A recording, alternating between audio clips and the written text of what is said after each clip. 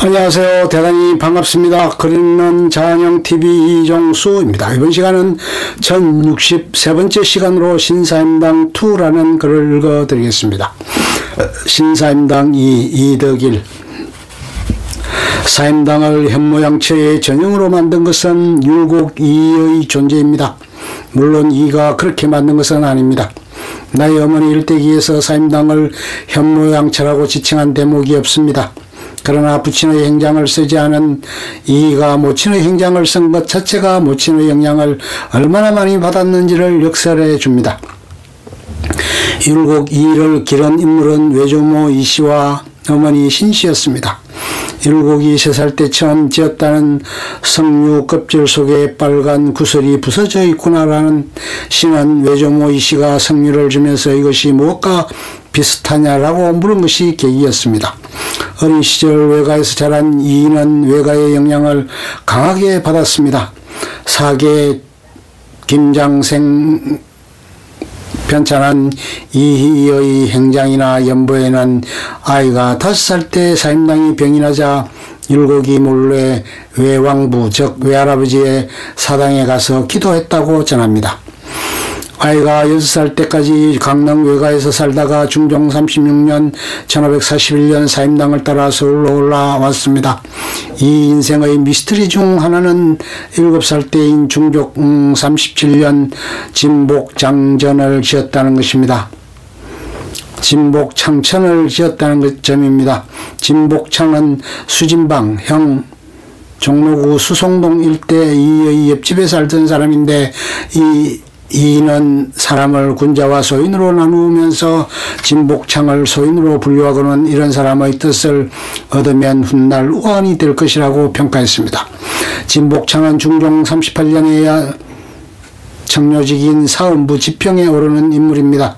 중종 31년 진복창은 종육품 봉상사 주부가 되는데 사관은 그에 대해 진복창이 봉상시 주부가 되어 권신 김알로에게 날마다 개고구이를 갖다 바쳤으나 오히려 크게 쓰이지 못하였다고 덧붙이고 있습니다. 진복창은 을사사 때 윤원형 이기의 신복이 되어 사림 숙청에 앞장서게 됩니다. 이 연보는 진복창전을 실은 사실을 전하면서 바로 뒤에 선생은 모부인에게서 처음 학문을 배우기 시작하였다라고 덧붙이고 있으니 진복창에 대한 이의 글은 사실상 신사임당의 생각을 반영한 것이라고 볼 수 있습니다. 진복창과 같은 계열인 이기의 집에 드나들던 이원수의 평가는 아닐 것입니다. 이가 사임당의 3년상을 마친 19살 때 금강산에 들어간 것도 어머니가 미친 영향이 얼마나 컸는가를 잘 말해줍니다. 이때의 입산 행력 때문에 이는 사후 수백 년 동안 반대파로부터 불가에 귀한 인물이란 공격을 받습니다. 위장으로 유자가 되었는지 본질은 성녀라는 것입니다. 이가 한때 성녀가 된 것은 유교가 지배이념인 당시로서는 흠이 될 수 있겠지만 그의 세계관 형성에는 긍정적인 영향을 미쳤다고 볼 수 있습니다. 그의 이기론론은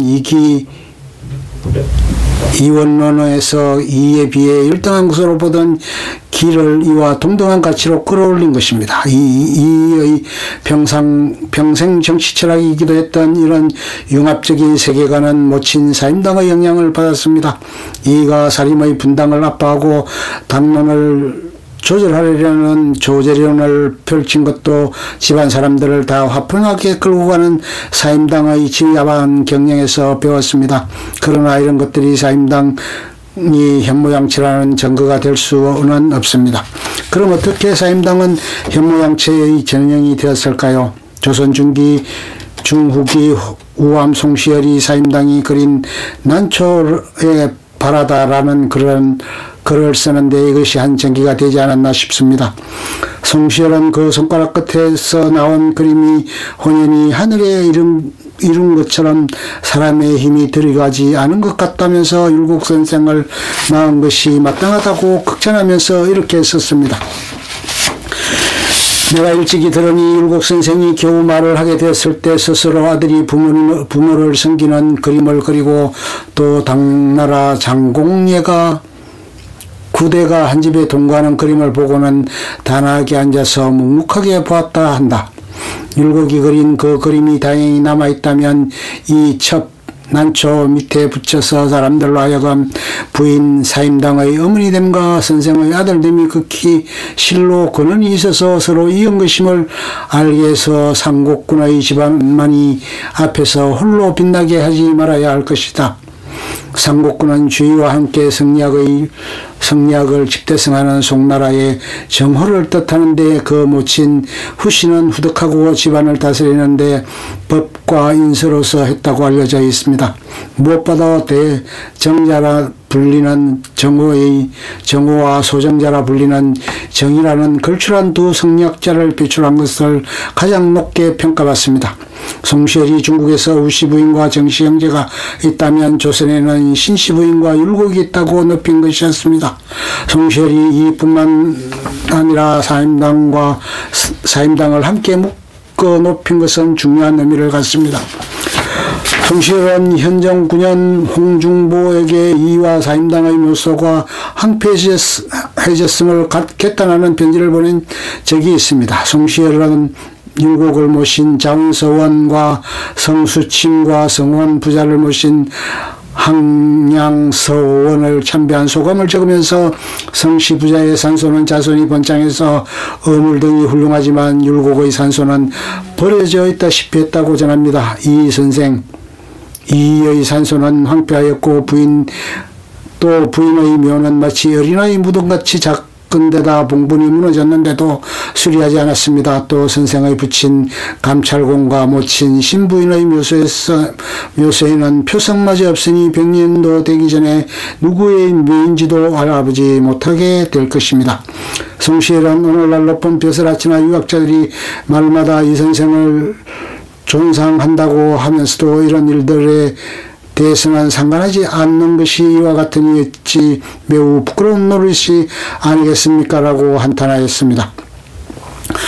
송시열은 이런 현실을 이와 사임당을 묶어 추앙하는 것으로 타개하려 했습니다.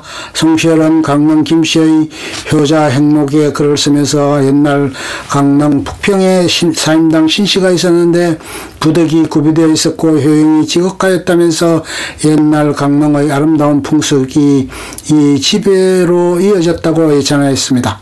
이렇게 사임당이 부덕의 전형으로 떠받들어지면서 이후 서인 노론 계열 유학자들이 다수 사임당 예찬에 가담했습니다. 노론 김창엽의 문인 신정아 1681에서 1716도 사임당의 초충도를 보고 그림 부른 석담 이의 모부인인데 나는 선생과 모부인을 존경한다라고 썼습니다. 송시열의 문인 권상하의 제자였던 최지용 1683에서 1741은 강원도 기행문인 동정기에서 강릉의 송담서원에 있는 율곡 이의 진영에 참배하고 서원에 있다는 사임당의 그림을 보려 했으나 주인이 출타해 보지 못한 것을 한탄하고 있습니다. 조선 후기 영경제 성혜용 1760에서 1839은 유인 송씨의 일을 적다라는 그래서 한나라에 조대가가 있고 송나라에 범씨 여자가 있다면 우리나라에는 사임당이 있다라고 우리나라 역대 성의 대표로 높였습니다.